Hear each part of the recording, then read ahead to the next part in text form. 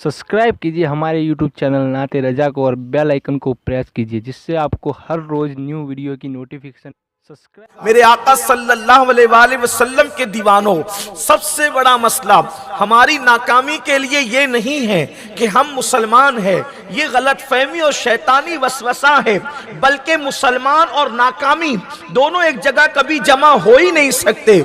इसलिए कि अल्लाह का वादा है, वअंतुमुल आलौना इन कुंतुम मोमिनीन, तुम ही सरबुलंद हो, तुम ही कामयाब हो अगर तुम मोमिन हो। कामयाबी हमारा मुकद्दर है, कामयाबी हमारे ही लिए पैदा की गई है। हमारी मस्जिदों से दिन में 5 मरतबा ऐलान होता है, हय्या अलल फलाह, आओ कामयाबी की तरफ। असल कामयाबी अपना मुकद्दर है, असल कामरानी अपना मुकद्दर है। वल्लाह मुसलमान और नाकामी दोनों एक जगह जमा हो ही नहीं सकते। ये बात जहन से निकाल दिया जाए कि मुसलमान है इसलिए नाकाम है। दरअसल मामला ये है, हमने जो आइडियल चुना है, हमने जिन्हें आइडियल बनाया है, वही आइडियल हमने गलत चुना है। हमारी नाकामी की वजह इस्लाम नहीं, हमारी नाकामी की वजह आइडियल का गलत इंतखाब है। हमने गलत आइडियल का इंतखाब किया है, हमने गलत लोगों को अपना आइडियल बनाया है। आप कहेंगे हमने आइडियल किसको बनाया?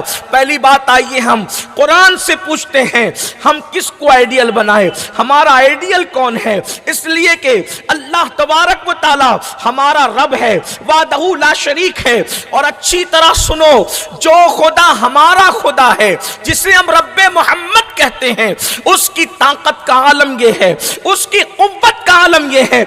जितने खुदाओं पर लोग यकीन रखते हैं, अल्लाह अकबर, और हमारा खुदा, फर्क यह है कि औरों का हाल यह है कि वो नाक पर बैठी हुई मक्खी नहीं हटा सकते, और हमारे खुदा की ताकत का आलम यह है कि वो मुर्दा अंडे से जिंदा मुर्गी को पैदा करता है। हमारे खुदा की ताकत ये है, वो पत्थरों को चीर कर उसमें से पौधा निकालता है। हमारे खुदा की ताकत ये है कि वो रोजाना मशरिक से इतना बड़ा सूरज निकालकर मगरिब में ग़ुरूब करता है। अल्लाह अकबर। सूरज का कंट्रोल जिसके हाथों में है, वो रब्बे मोहम्मद मुसलमानों का खुदा है। चांद को जो हर महीने हिलाल की शक्ल में निकालकर 14वीं को बदरे कामिल बनाता है, वो रब्बे मोहम्मद है, वो अपना खुदा है, वो रब्बुल इज्जत है। हम जिसका कलमा पढ़ते ला इलाहा इल्लल्लाह कहकर, वो हमारा खुदा है, रब्बे मोहम्मद है, जो माँ की पेट के अंदर शक्ल बनाता है। कभी तवज्जो किया, माँ के पेट में बच्चे की शक्ल कभी दादी की शक्ल पर है, कभी दादा की शक्ल पर है, कभी भाई की शक्ल पर है, कभी बहन की शक्ल पर है, कभी चचा की शक्ल पर है, कभी ताया की शक्ल पर है, कभी बाप की शक्ल पर है, कभी माँ की शक्ल पर है। अल्लाह अकबर। दादा घर से कहीं कोस दूर है, पोता दादा की शक्ल पर तो जाता है, लेकिन कभी पड़ोसी की शक्ल पर नहीं जाता। उसकी वजह क्या है? ये मेरे अल्लाह की हिकमत बालिगा है, मेरे अल्लाह की कुदरत कामिला है। अंदाजा तो करें। अब आप मुझे बताएं, वो रब्बे मोहम्मद हमारा खुदा है जिसने कामयाबी और नाकामियों का वो पैदा करने वाला है, फिर हम नाकाम कैसे हो सकते हैं? नाकामी हमारा मुकद्दर कैसे हो सकती है? आइडियल का गलत इंतखाब मुसलमानों को जिल्लत और रुसवाई के घड़े में ढकेल रही है। आओ वो किताब की तरफ आए जो उम्मुल किताब है, उस किताब की तरफ आए जो किताब है अल्लाह अकबर, जिसका नाम फुरकान है, जिसका नाम कुरान है। 6666 आयात पर मुश्तमिल एक आलमी मंशूर क़यामत तक के लिए अल्लाह ने अपने महबूब के जरिए से हमारे हाथों में अता किया है। मुसलमान का बच्चा बच्चा अल्लाह अकबर जिस सूरे मुबारका को याद रखे हुए हैं, उस सूरे मुबारका की इख्तितामी आयतें हैं जिसकी मैंने तिलावत की है। हर मुसलमान अल्लाह की बारगाह में दुआ करता है, इहदिनस सिरातल मुस्तकीम, ए अल्लाह हमें सीधे रास्ते चला, सीधे रास्ते चला। जाहिर सी बात है, रास्ता हमेशा सीधा ही चला जाता है। आप भी जो है वो अगर घर की तरफ जाते हैं तो आप भी तो गलत सलत रास्ते से घर की तरफ जाना कोई शरीफ इंसान पसंद नहीं करता, बल्कि हर आदमी सीधे रास्ते ही से जाना पसंद करता है, अच्छे रास्ते से जाना पसंद करता है। अब आप तवज्जो करें, सीधे रास्ते का इंतखाब कर रहे हैं। पहली बात तो यह है, रास्ते का इंतखाब ही मन منزل تک پہنچایا کرتا ہے. جو انسان راستے کا انتخاب غلط کرے وہ کبھی منزل تک نہیں پہنچ سکتا. اس لیے اللہ اپنے بندوں کو سورۃ الفاتحہ کے اندر دعا سکھا رہا ہے. کیا دعا کرو؟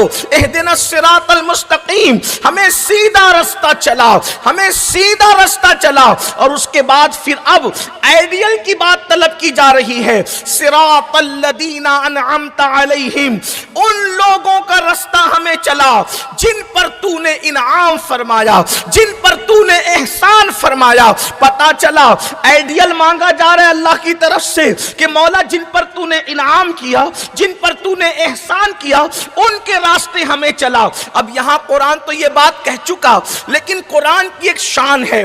قرآن جب تفسیر بیان کرتا ہے تو کبھی کبھی قرآن تفسیر قرآن بالقرآن کی حیثیت سے قرآن کی بعض آیتوں کی تفسیر ہوا کرتی ہے، اور جب ایسا نہیں ہوتا تو رسول اللہ تفسیر فرماتے ہیں.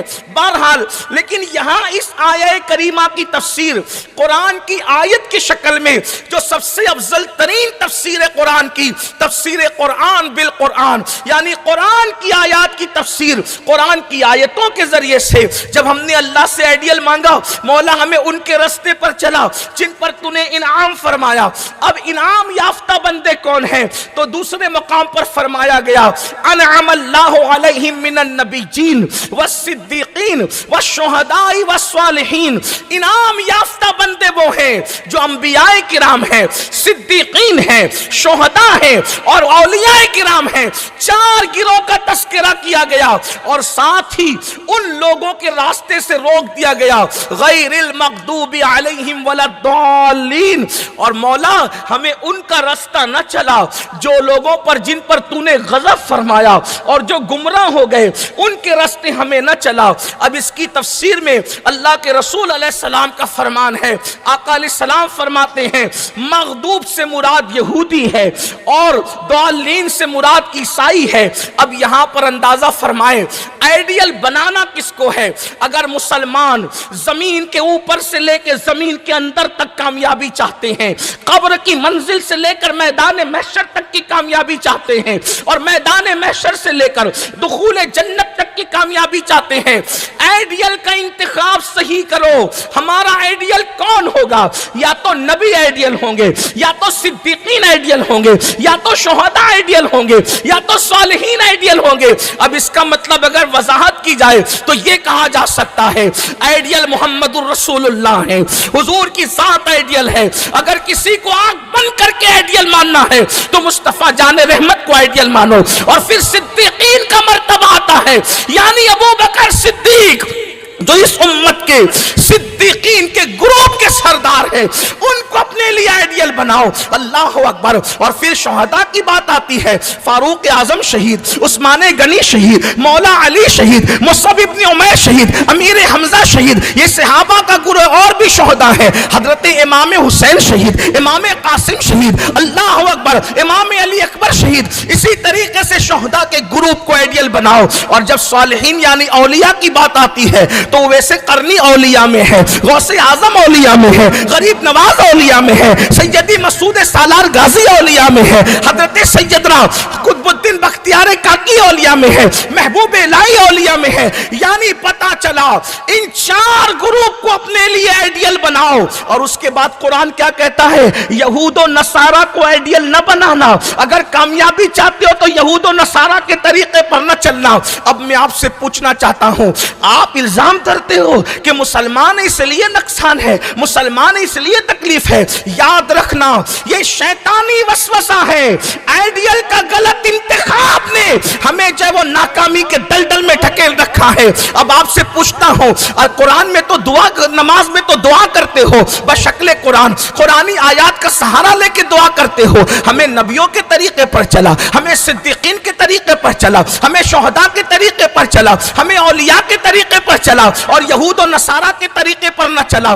حیرت کی بات یہ ہے جو قوم نماز میں اللہ سے جو مانگ رہی ہے، نماز کا سلام پھیر کر، بلکہ نماز ہی کے اندر اس کو شعور بھی نہیں ہے، اس کو ادراک بھی نہیں ہے، اندازہ تو فرمائے، بار بار کہہ رہے ہیں جتنی مرتبہ یہ سورت پڑھی جاتی ہے، قرآن کی کوئی سورت اتنی مرتبہ نہیں پڑھی جاتی، جتنی کثرت سے اس سورت کو پڑھا جاتا ہے اتنی کثرت سے اس سورت کو کوئی کبھی کسی اور سورت کو نہیں پڑھا جاتا۔ لیکن پھر بھی سوچو اللہ سے مانگتے کیا ہو اور کرتے کیا ہو۔